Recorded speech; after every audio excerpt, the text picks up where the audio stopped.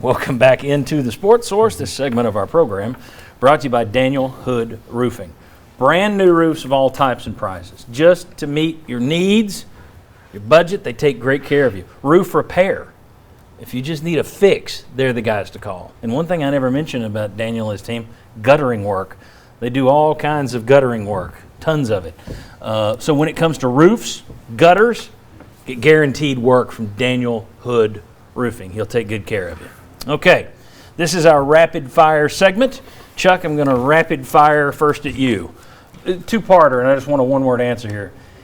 Is Bama beatable from Tennessee? Can Tennessee beat Alabama? I don't think so in Tuscaloosa. Okay, so the second part of this question. If not, and you say no, and the Mays boys are questionable. Hendon Hooker's questionable. We don't know anything about his injury at this point, by the way. And Josh Heupel's not going to tell anybody. Tyon Evans is questionable. Elijah Simmons, questionable. You have a chance to play these guys. Do you play them against Alabama?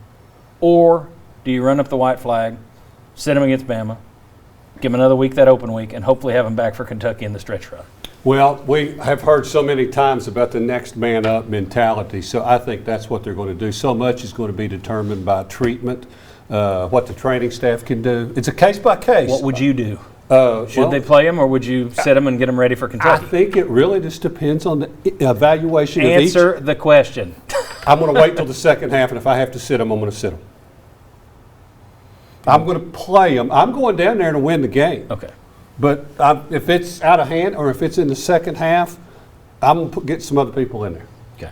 I had it written down here and I forgot to say it. Last week I didn't pay attention and you didn't answer the question. You danced around the whole thing and never answered it. So that's why I was sitting there forcing you to answer the question. Okay, very good. So you would have them playing? Yes. Okay.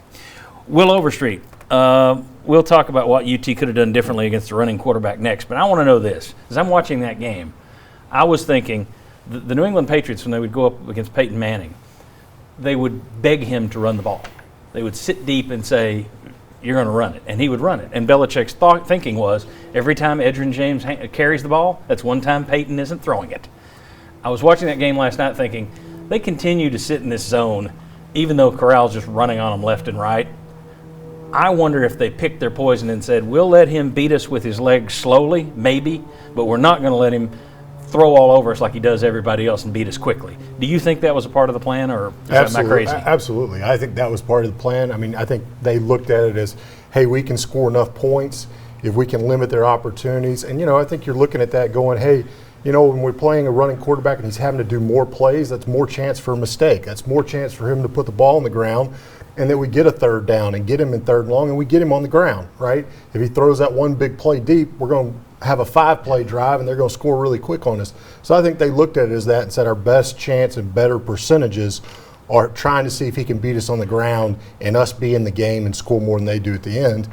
So I think they looked at that and said that's what we got to do. I did too, and while it didn't work ultimately, you lost the game barely, literally off Tillman's fingertips. I don't know that I disagree with that way of going. I thought it didn't look good when he's running all over you, but I'm sitting there thinking, beats him throwing all over you like he has everybody else. I think you're going to see other defenses try the same approach. I mean, I think you look at that and you just go, hey, I'm going to try that same approach and see if we can score enough and look at it and go, can we get a break or two on him?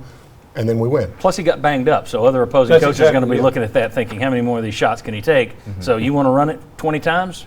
Okay, you're not going to beat us with your arm. Anyway. So he did not fake his injury. That's right. I think his injury was real. Jimmy, at Alabama, at Kentucky, then home against Georgia. Will Tennessee steal at least one of those games against teams that are now a combined 19-2? Chuck, would you help me dance around this question? Which left foot, right foot, which way two-step? You need to go to the Chuck Cavaleris Dance Studios. Oh, okay. No, I don't think Tennessee wins any of those games. The best shot is going to be against Kentucky. Alabama's, we saw last night when they beat Mississippi State 49-9. They're still really good. And Georgia's the best team in the country, in my opinion. Kentucky's your best shot, but on the road against them, and I think Tennessee's going to be banged up anyway. I don't think so. And we still don't know the situation at quarterback. Exactly. So that's the big thing. If this is a big thing with Hendon Hooker, then all bets are off the rest of the season. And let me ask that. Let's say Tennessee doesn't steal one of these three games. Things were looking pretty good You were feeling better. I thought things were going faster. Things were going faster than I thought they would. But if you don't win one of these three, you're now on a 4-game losing streak. Will Josh Heupel have negated all of the gains he made in the first 6 games if they go on a 4-game losing streak? All of it, no. Now, Tennessee will not be announcing a 102-455 sellout for South Alabama. Pretty confident in saying that. Probably either way. But Checker Nealon. I don't think it's happening that week. And the excitement that we saw this past week and on Saturday leading up to the game, that will have died down some. If injuries are a factor and that affects Tennessee's ability to win at Kentucky, then that'll be added to the conversation. Well, if we had these guys. But the excitement we've seen this last week, if Tennessee loses 4 straight, I think a lot of the conversation will be, how's Kennedy Chandler looking? What's this basketball team going to do? I think that's where a lot of the conversation will shift. Good deal. Flip All the right. script Yeah. and evade the answer. That's right. Flip the script and evade the answer. That's going to be on your tombstone, and I'm going to put it there. What Tennessee needs to do to stop running quarterbacks. We'll discuss that next, and then our VFLs will also discuss the UT-Bama rivalry. A lot of fans out there who want it to be nixed. Don't have to play them every year. They beat us every year. We don't want to play them. Run from them. Hide. We'll ask our VFLs if they're cool with that. Should Tennessee want out of that as your annual rival? We'll discuss that next on the Sports Source. Come on back.